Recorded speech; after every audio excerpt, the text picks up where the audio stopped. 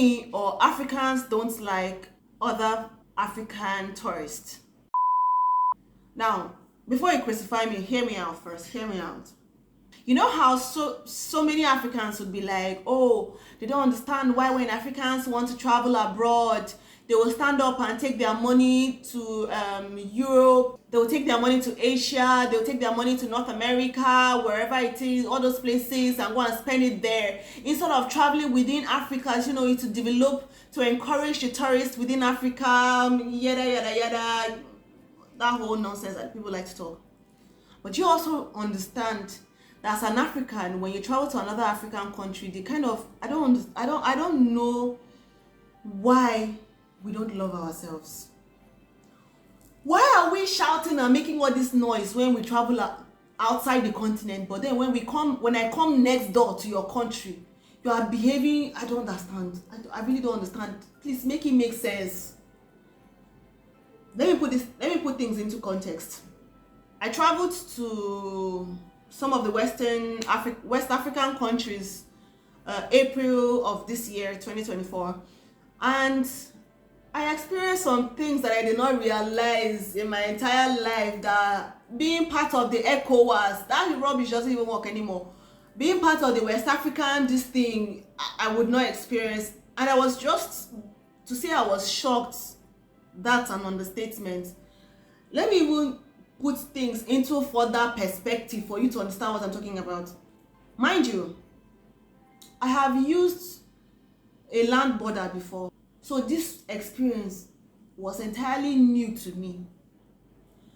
So I needed to travel to Accra, Ghana, and I didn't have enough money on me to fly straight from Abuja into Accra. So my best friend told me that okay, I should fly to Lagos, then from Lagos I'll go by road to Accra.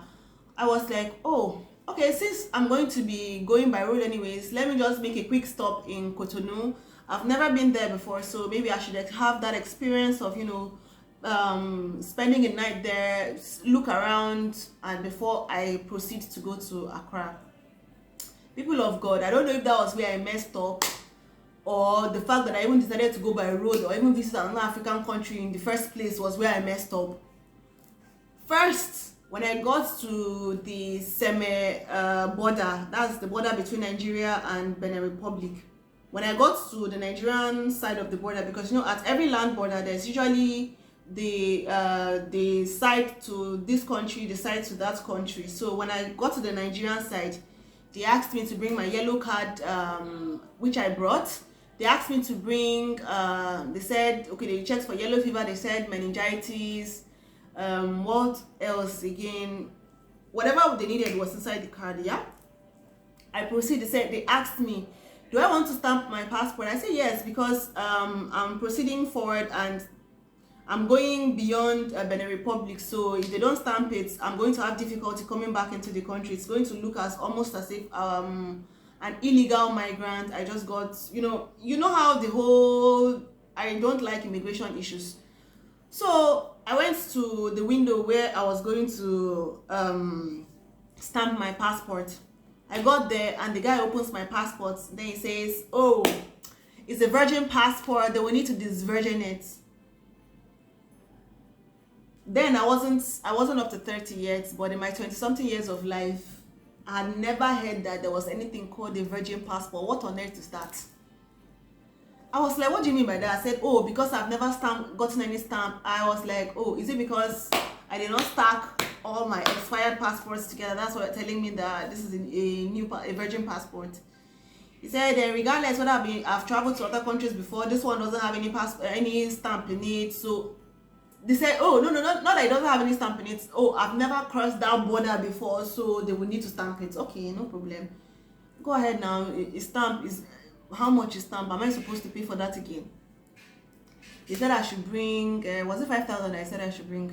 I said, guy, I don't get 5,000 to give you to stamp passport. That thing that is there, that the government is giving it to you for what? I don't understand. I should pay for you to stamp the passport. It became, because I traveled with my sister was like, no, usually they always collect. The guy said 2,000. I paid. He stamped passports. He now said I should go to the other side of the window, and there was someone on the other side that was going to register it or something. Mind you, he checked, I think he put in my passport details, the passport number in the computer, and some whatever it is came out. We looked at it before he went ahead to stamp the passport, right? And then sent me to the other side of the window. And I got there, and then the guy said I should pay 500 naira for him to register it. Like, at this point, mind you, I spent almost the entire day moving from Abuja to Lagos, and then from airport to the border. So your girl was tired, and I think I was on my period that day, so like I was having cramps. Like I was really like tired. I hadn't even eaten that day, so I was like really tired. I just wanted to get to where I was going to, like check into a hotel, find, like just eat something and like be alright to get. And then these people are trying to stress and annoy me at the border. I gave him the 500 naira. He wrote down to write down the fact that they have stamped my passport. I went back, collected my yellow card, because they really went to go and verify whatever it is. Came back with it, collected my things, carried my box to the other side of the border. That's to the Benin Republic side. I get there, and then they are telling me that I should bring 2,000 sefa. Mind you, at this point, the conversion rate was 1,000 naira would give you 500 sefa, right? Yeah, 500 sefa. So that should be 1 to 0.5 thereabout. Am I correct? Yeah, 1 to 0.5 now. Whatever, mathematics is not my strong suit. So I said 2,000 what? So apparently they didn't used to collect money on the Benin Republic side of the border before, but because Nigerians used to collect money, those ones also started collecting money. Because my sister schooled in Benin Republic, so she initially, when she went there, she said they didn't used to ask for any money on the Benin Republic side to stamp your passport, but for whatever reason, them too started asking for money. No problem. I paid the 2,000. So okay, apparently it wasn't 2,000 sefa, it was 2,000 naira. I paid the 2,000 naira. I went on because I was tired. I wanted to reach where I was going to, because the guy said one nasty comment that if I was not ready to pay the money, I should go back into my country. Like, I felt so welcomed. Yeah, I did. I was like, oh my god, nobody has ever welcomed me like this. I feel so honored. I feel so welcome.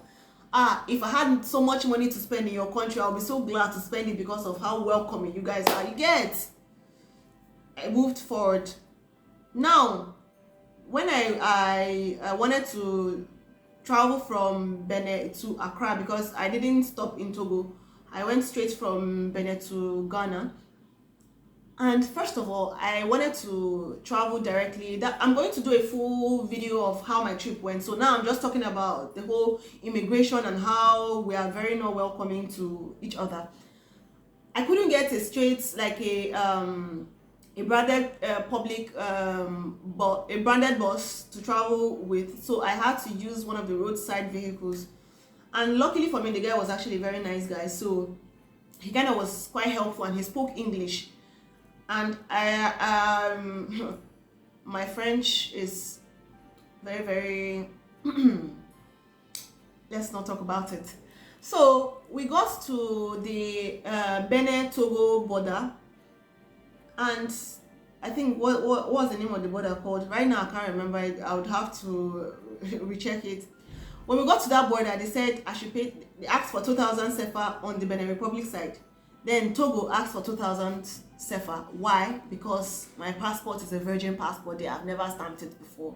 Hey God, you guys! If I tell you that I wasn't losing my mind, because I've crossed land borders before, nobody asked me for a dime to stamp my passport. I was like, okay. I mean, in Africa, I did now. We are a very peculiar people.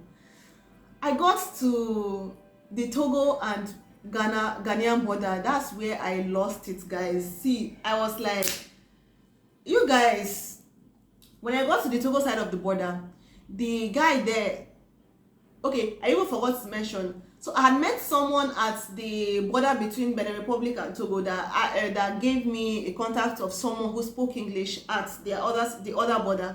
I was like, when I get there, I should reach out to the guy, and the guy would be helpful to me, to help me like get my stamps and everything.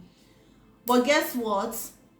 My line couldn't roam. I couldn't roam when I got there, and there was no network. I didn't have anyone that could hotspot for me to be able to recharge.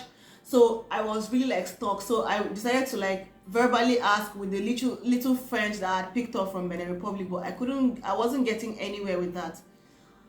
I got there to the passport office, and then they said I should bring 5,000 sefa. If we're converting it, that's 10,000 naira to stamp my passport. I said, guy, nothing in my hand. I think I was having, was it 2,500 or 3,000 sefa on me? I said, see, this is all I have. You go either collect this one or you will not collect it. If you don't collect it, what's the worst that will happen? I'll go back into Togo. I'll go and roam around the street. When I'm tired of doing that, I'll look for the nearest bus station. Or if I'm even vexing because she be the money that I'm even traveling with, whatever I want to go and do in Ghana, I've not even spent the money. I'll just vex and use the money and fly back to Abuja, because what the hell? I was just there. I was waiting. Something Sha told me that I should be patient. I was patient. I waited there till the guy eventually stamped the passport, and I thought my woes were over, because I was crossing over to where they were speaking English. Little did I know, I got there and they said I should bring 10,000 sefa, aka 20,000 naira, just to get a stamp in my passport. Now tell me why. So at this point, I had changed my money into cedis already. Whatever, I changed all the sefa that I had on me into cedis. So I think I had about 100 and I think maybe 150, almost 200 cedis on me. And I already knew, because I had paid someone to cross with my box to the other side, because apparently I was told that was what I was supposed to do. Because if I carried my box, they would request for money for it, so they should cross with my box to the other side. I paid someone that 20 cedis to cross with my box to the other side, and then I now walked on foot with my backpack to the passport office. I was like, okay, so I literally, at this point, I can't even go back into Togo, because my box is inside Ghana and I'm sitting at the border. So the guy said, I told him that, see, I didn't have any money on me. He said, so what do I have? I said, in my head I'm calculating, because if I dish out all the money I have on me, I won't even have money to transport myself, because I needed to get a bus from Aflao into Accra. And I was thinking in my mind, okay, if I give this guy this money, all the money I have on me, what's going to be left? I sat there, I was just looking at them like, anything I want to do, I'm going to sleep here, because me, I'm not going back into Togo. I must go into that Accra today. I sat there. At some point, I really started getting frustrated. Like, I almost started crying at some point, because I was so pissed. I was thinking about the fact that we always advocate that we should be our own, we should promote our own tourist industry within Africa. But then we ourselves, why the hell? And to think that we are all West African countries, so we apparently belong to ECOWAS. So what the hell is the use of that ECOWAS passport? Just tell me exactly what's the reason for that ECOWAS passport. If I'm not going to have freedom of access, okay, maybe not exactly freedom of access, but I shouldn't be having this much difficulty at the border if I'm a member, if I'm a citizen of one of the member states of ECOWAS. Like, make it make sense. Funny how I was just there, I was just sitting there trying not to get frustrated, and then one of the ladies at the immigration she was really nice, God bless her for me. She was like, okay, I should bring what I have. I told her it's 40 cedis that I'll be able to afford. I brought it. She spoke to one of the people inside, whatever it is, and to think that this guy had already even stamped the passport since and dumped it somewhere on the table. So if I wasn't even like occasionally going to go and like check what was going on, I would have even lost my passport at their counter. Probably by now I would be even doing this video in Ghana, because I will be stuck there. And we all know if you lose your passport, let's not even go into it. Nigerian immigration, getting your passport or Nigerian passport office, one of the worst places you want to be outside the country. even the one inside the country sef, you get as you guys know, then let alone the one outside. I'm sure you guys have, some of you might have even heard stories of how they behave in most of those their passport offices. But anyway, thanks to that lady, she was able to, you know, help me, and I didn't end up paying that 20,000 naira that they wanted me to pay at the Ghanaian border. I got to the other side of the border, but then one weird thing happened, and that weird thing I'm going to let you guys know when you watch the full video of my trip to the West African side, or rather the West African coast. So you guys should head over to my YouTube channel because that's where I'm going to post that one. So bye guys.